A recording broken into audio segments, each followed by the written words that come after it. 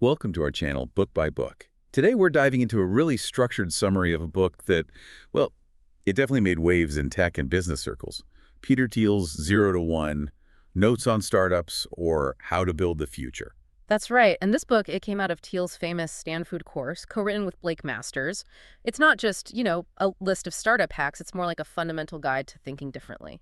Thiel himself, co-founder of PayPal, early Facebook investor, he's built a career on betting against the crowd and often winning. And the core idea is pretty stark, isn't it? He basically says, if you want to build something truly valuable, something lasting, you can't just join the competitive fray. You need to create something brand new. Go from nothing to something, 0 to 1. So our mission here is to really unpack that playbook for you, the listener, give you the core ideas, the mental models, the strategies Thiel lays out for finding those overlooked opportunities. Absolutely. And to really get it, we have to start with Thiel's basic distinction. He says there are two fundamental types of progress, and, well, most people focus on the less impactful one. The first type is horizontal progress. He calls this the move from 1 to N. 1 to N. Okay, so that sounds like scaling up. Taking something that works and just making more of it, or taking it somewhere else. Exactly. It's copying things that work. Think globalization, taking a business model from one country and rolling it out everywhere else, or, opening another coffee shop, just like the successful one down the street. It's optimizing, refining. Seems sensible, efficient even. It is, in a way. It's predictable, lower risk, maybe. But Thiel's point is that's the path to intense competition. Everyone starts doing the same thing, tweaking the same model. And what happens? Profits get competed away, margins shrink, everything starts to look the same. Homogeneity. Right, so if horizontal progress leads to everyone fighting over scraps, then the real game must be elsewhere. That's where vertical progress comes in. The leap from 0 to 1. This is about creation. Technology, in the broadest sense, doing something completely new. If horizontal progress is building 10 more factories making the same thing, vertical progress is inventing the machine that makes the factory obsolete. It's the first smartphone, the first effective vaccine for a disease. Sounds much harder, much riskier. It definitely is. But Thiel argues it's the only way to create truly new wealth and make fundamental leaps forward for society. And crucially, this isn't just about idealism. He connects the 0 to 1 jump directly to building incredibly valuable, dominant companies. The so what for you listening is pretty clear. Aiming for that vertical leap, for genuine invention, is the path to building something that lasts and, yes, makes significant profits because it's unique. Okay, let's tackle that headline-grabbing idea head-on then. The first big lesson, and it's intentionally provocative. Competition is for losers. Yeah, that one definitely gets people's attention. We're all raised on the idea that competition is good, right? Drives prices down, forces companies to be better. The cornerstone of capitalism, supposedly. But Thiel flips that entirely. He does. He argues that from a business perspective, intense competition is actually destructive. Think about it. Companies locked in fierce rivalry spend all their energy and resources just reacting to each other. Price wars, advertising battles, hiring away each other's talent. It's a race to the bottom, focused on short-term survival, not long-term, ambitious innovation. They're just fighting over existing market share. So if competition is the trap, what's the alternative? He's not shy about it. No, he's very direct. The goal is to build a monopoly. Now, obviously, that word sets up alarm bells. We think of illegal trusts, price gouging, lack of choice. Right. So how does Thiel justify aiming for a monopoly? He's not advocating breaking the law. No, not at all. He's very clear this is about a creative monopoly. You achieve it by creating something so unique and so much better than any alternative that you essentially own the market for it. You haven't cornered an existing market through illegal means. You've created a new one. Think Google in the early days of search. There wasn't really a close competitor. Okay, so it's a monopoly earned through innovation. What are the upsides of being in that position, according to Thiel? Well, first, the obvious one, pricing power. You can charge a price that reflects the real value you're providing, not just what the competitor down the street forces you to charge. But more importantly, he argues, is the freedom it gives you to think long-term. A monopolist doesn't have to worry about making payroll next quarter by cutting R&D. They can invest profits into ambitious, decade-long projects, moonshots. Things that require patience and significant capital. That's how you get sustained 0 to 1 innovation. Like Google funding projects way outside of search back when they dominated it. Exactly. Their search monopoly essentially funded things like Android, Maps, Waymo, Projects that wouldn't make sense for a company barely scraping by in a competitive market. Tesla is another example. They created a new market for high-performance electric vehicles, giving them breathing room to invest heavily in battery tech and manufacturing. So bringing it back to the listener, maybe you're not founding the next Google, but the principle applies to a career too. Absolutely. It suggests you should focus on developing skills or a niche expertise that's so valuable and rare that you're not easily replaceable. You become a sort of monopoly of one in your field, rather than just another interchangeable cog. That idea of being truly unique leads straight into the next lesson, doesn't it? Because being just a little bit better isn't enough. Right. Lesson 2. Build 10x better, not 10% better. Why is 10% not good enough? If I make something 10% faster or cheaper, isn't that progress? It's progress, sure, but it's horizontal progress. It keeps you stuck in that competitive dogfight. Thiel's argument is that a 10% improvement usually isn't enough to overcome inertia. Think about switching costs, the hassle for a customer to change suppliers, learn a new system, integrate a new tool. If the benefit is only marginal, why bother? Makes sense. It's like sticking with the software, even if a new one is slightly better, because learning it takes time. Precisely. So that 10% product is still competing mainly on price or aggressive sales, not on fundamental value. The 10x rule is a forcing function. It demands you think differently. You can't achieve 10x improvement by just tweaking the existing model. You have to fundamentally reimagine the solution, the process, the technology. Could you give a concrete example of that 10x thinking? SpaceX is the classic one Thiel often points to. They didn't aim to make rocket launches 10% cheaper than NASA or Boeing.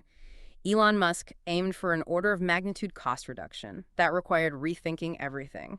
Reusable rockets, vertical integration of manufacturing, a completely different approach. It wasn't just optimizing the old way, it was inventing a new way. So it forces you out of incrementalism. Totally. In software, maybe it's not just a slightly better spreadsheet, but a tool that automates a process that used to take days down to minutes.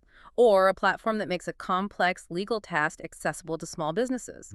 The improvement has to be so dramatic that sticking with the old way feels almost irrational. So for anyone listening, when you're evaluating your own project or idea, the question isn't just, is this better? It's, is this so much better that it creates its own space? That's the bar. Otherwise, you're likely still just playing the one-to-end game. Okay, so you need a 10x better idea to build that creative monopoly. But where do these breakthrough ideas come from? This brings us to lesson 3, the power of secrets. Yeah, this is one of the more philosophical but really crucial parts of the book. Thiel's definition of a secret isn't, conspiracy stuff. It's an important truth about the world that most people haven't realized yet or don't believe. It's an undiscovered opportunity hiding in plain sight. And the key question he poses is, what valuable company is nobody building? It sounds simple, but why aren't people building it? If it's so valuable, why are these secrets still out there? Well, Thiel argues it's largely down to convention and a kind of intellectual laziness or maybe fear. Most people assume that all the good ideas are taken, especially the easy ones. We look at the world and think, if this were possible, someone smart would already be doing it. This leads to herd behavior. Everyone flocks to the currently fashionable areas, the next social app, the latest AI trend, because that's where the activity is. They neglect areas that seem difficult, unglamorous, or just unproven. So secrets aren't hidden in caves. They're hidden by consensus. Pretty much. Think about Airbnb. People had spare rooms. Travelers needed places to stay. The secret wasn't the existence of spare rooms. It was the belief that strangers would trust each other enough to make a massive, scalable market out of it, challenging the entire hotel industry paradigm. Everyone knew hotels worked. Or Uber seeing idle cars and drivers as a potential transportation network when the convention was tightly regulated taxis. Exactly. These weren't technological secrets in the sense of inventing teleportation. They were secrets about human behavior, market inefficiencies, or underutilized assets that required looking at the world with fresh eyes and questioning the assumptions everyone else took for granted. So finding secrets requires independent thought, curiosity, maybe even a bit of stubbornness to ignore the doubters. Definitely courage. The courage to pursue an idea that seems weird or unlikely to the mainstream. You have to believe the map of the world is incomplete, that there are still uncharted territories, even if everyone tells you it's all been explored. Okay, so you found a secret, you have a potential 10x idea, now you need to execute. And this leads to lesson 4, which emphasizes the crucial role of the person in charge. Founders matter more than you think. Thiel is really strong on this. He argues that the early stage of a 0 to 1 company, that initial leap, is incredibly fragile. It depends heavily on the vision, the drive, and sometimes the sheer force of will of the founder or founding team. Think of iconic figures, Jobs at Apple, Musk at Tesla, and SpaceX. They didn't just manage, they embodied the mission. They provided what Thiel calls definite optimism. Definite optimism, Yep. meaning not just hoping things get better, but having a specific vision of how they'll get better. Exactly. Believing in a specific better future and having the conviction that you can build it. This is critical to inspire employees, investors, early customers when you're trying to create something from nothing. And Thiel warns specifically about diluting this initial vision too early. Right, the warning about bringing in the suits or professional managers too soon. Yeah. His point is that while management skills are important later, in the very beginning, the unique insight, the secret, is paramount. If you diffuse leadership too much, or bring in managers who are focused on optimizing existing processes rather than guarding that core, fragile vision, you risk losing what made the company special in the first place. The founders need to protect that 0 to 1 spark. So even if you're not founding a company, maybe just leading a project team, the takeaway is that clear, unwavering vision and ownership are critical, especially at the start. Absolutely. Someone has to own the why and the what and be willing to make the hard calls to protect that unique direction. Okay, vision secured, leadership in place. Now, how do you make sure this new creation lasts? Lesson 5 flips a common startup mantra. Forget first mover advantage, aim for the last mover advantage. This is another classic Thiel contrarian take. We hear constantly, first mover advantage, get there first. No, plant your flag. But Thiel says being first is often overrated. Many first movers get overtaken. Think of early search engines before Google, or early social networks before Facebook. Being first means you do the hard work of educating the market, making the initial mistakes. And then someone else learns from you, copies your idea with improvements, and scales faster. So the real goal isn't just to launch first, but to be the company that ultimately dominates and holds the market long term. Exactly, to be the last mover, the one who captures the enduring value. Microsoft wasn't the first operating system, Facebook wasn't the first social network, but they built structures to win and stay dominant. And how do you achieve that last mover status? This is where the idea of moats comes in, building defenses. Right. A sustainable monopoly needs strong defenses, or moats, to keep competitors out over the long haul. Thiel highlights 4 key types.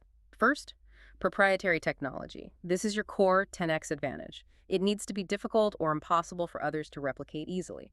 Think patents, unique algorithms, trade secrets. Okay, so a real tech edge. What's next? Second, network effects. This is huge, especially for software and marketplaces. The product becomes more valuable as more people use it. Facebook, LinkedIn, eBay. Their value is their user base. It creates a powerful lock-in effect. Is it hard for a newcomer to compete, even with a slightly better product, because they don't have the network? Precisely. Third is economies of scale.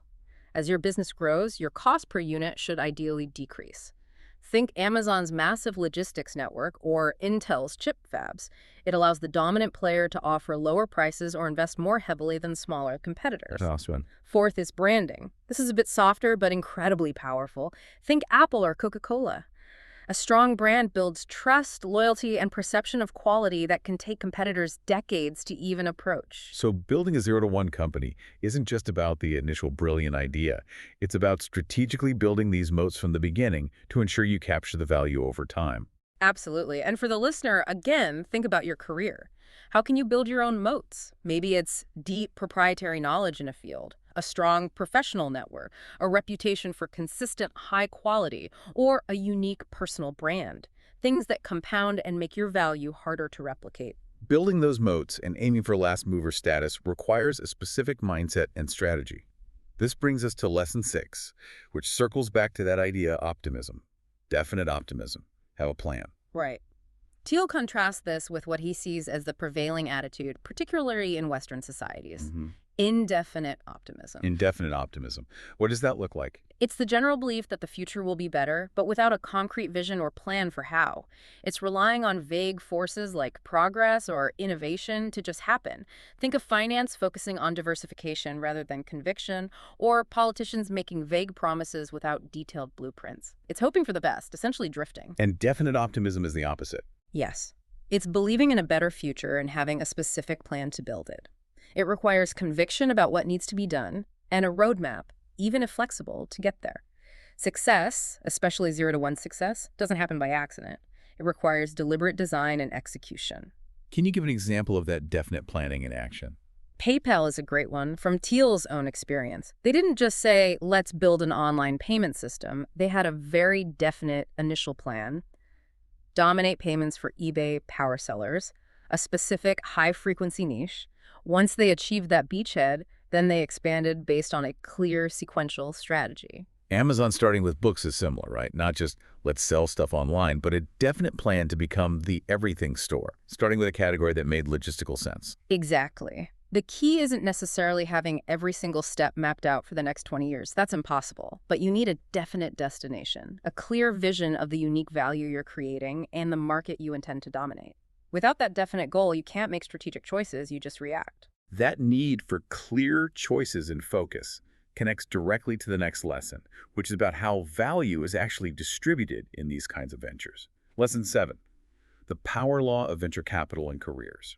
This is a really fundamental concept, borrowed from mathematics, but with huge implications for strategy.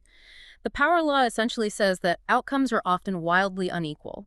In venture capital, Thiel points out, a small handful of investments in a fund typically generate the vast majority of the returns.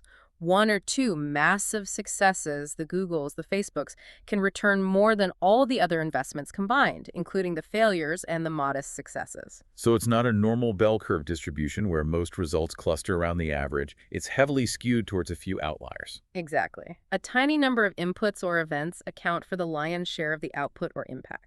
And if you believe this is true, it has massive implications for how you should allocate resources, whether it's VC money or your own time and energy. How so? What does the power law tell us to do? It tells you that diversification, often seen as prudent risk management, can actually be a terrible strategy in fields governed by power laws. If only a few bets will deliver exponential returns, spreading your resources thinly across many okay opportunities means you're likely underinvesting in the potential blockbusters. So instead of hedging, you should focus. Ruthlessly. Identify the opportunities that have genuine 10x or 100x potential, the ones that could follow a power law trajectory, and bet heavily on those. For a business, this means doubling down on your most promising product or market, even if it feels concentrated, rather than launching lots of mediocre side projects. And how does this apply to an individual's career? That seems really relevant for listeners. It applies directly. Think about your skills, projects, or even relationships. A single breakthrough project, one key mentor relationship, or developing one truly rare and valuable skill can have a disproportionately massive impact on your career trajectory, far more than being decent at 10 different things. The power law suggests you should be incredibly selective about where you invest your time. Say no to the good opportunities to free up bandwidth for the potentially great ones. Focus on developing that unique strength that could have exponential payoff. Okay, so we've covered the big strategic pillars: aiming for monopoly, 10x value, finding secrets, founder vision, last mover advantage, definite planning, and power law focus. Thiel also emphasizes a few critical supporting elements needed to actually make these 0 to 1 ventures succeed in the real world. First up, something often overlooked by tech enthusiasts: sales matter. Oh, yes, the classic, if you build it, they will come fallacy. Thiel pushes back hard on that. He does. He says even the most brilliant technology is useless if you can't figure out how to distribute it. Sales and distribution aren't afterthoughts. They need to be baked into the strategy from the start. He even categorizes different types of sales based on the product's price and complexity. Can you quickly run through those? Sure, for really expensive, complex products like Palantir software or maybe enterprise deals worth millions, you need complex sales. This involves C-level engagement, long sales cycles, deep relationship building. For mid-tier products, maybe enterprise software costing tens or hundreds of thousands, you often need a dedicated personal sales force, account managers building relationships. But what about reaching a mass market? Then you're looking at marketing and advertising effective if the lifetime value of a customer is high enough to support the ad spend. Think consumer goods or subscription services. And the holy grail for many tech products is viral marketing, where the product itself encourages users to bring in other users, essentially making distribution free or very low cost. Think Dropbox referrals or early Hotmail. Thiel's point is, understand which distribution channel fits your product and customer value, and build that capability deliberately. Don't assume it will just happen. Got it. Distribution is key. What's another supporting pillar?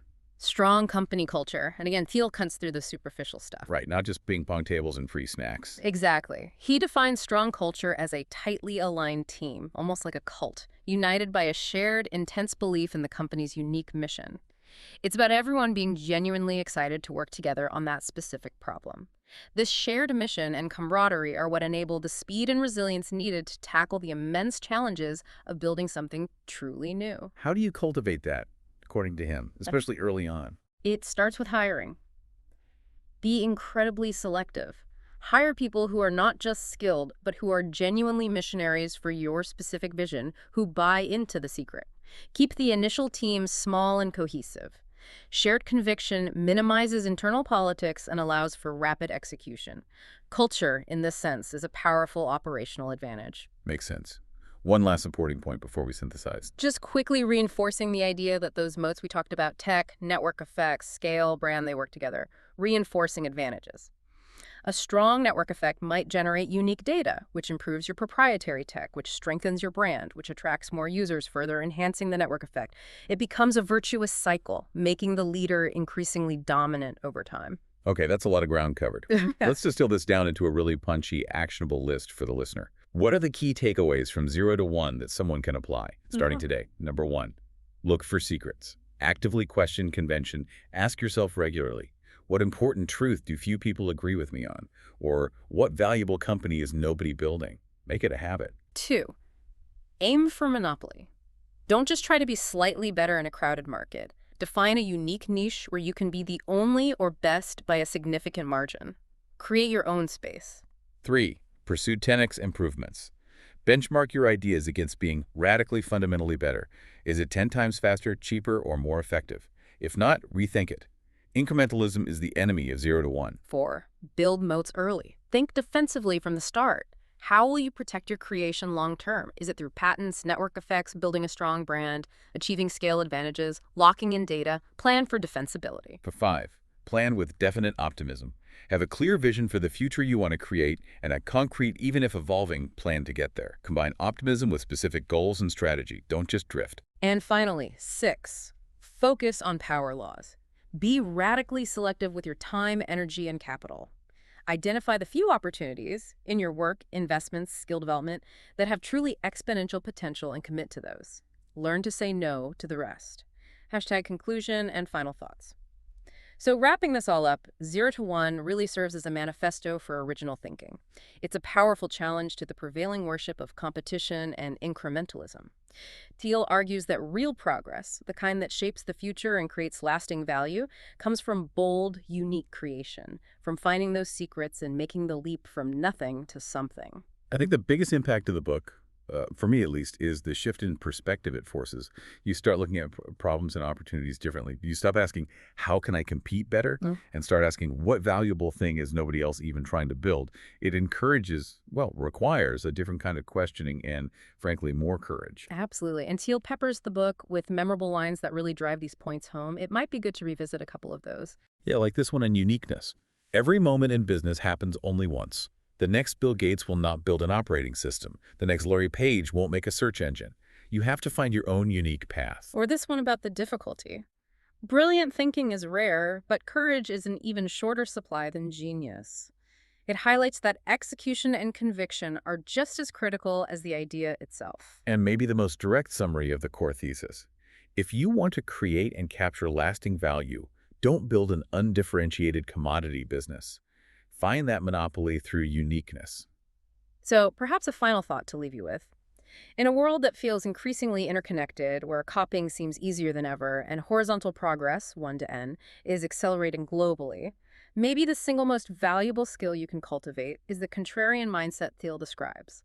The ability to consistently look for and pursue that vertical 0 to 1 jump might just be your greatest competitive advantage in the long run. Really powerful stuff. If you found this structured summary of 0 to 1 helpful, we'd really appreciate it if you would subscribe to our channel book by book for more summaries like this one. And please do share it with others and like it. It genuinely motivates us to keep digging into these fascinating books and bringing you the best summaries we can. Thanks so much for joining us on Book by Book.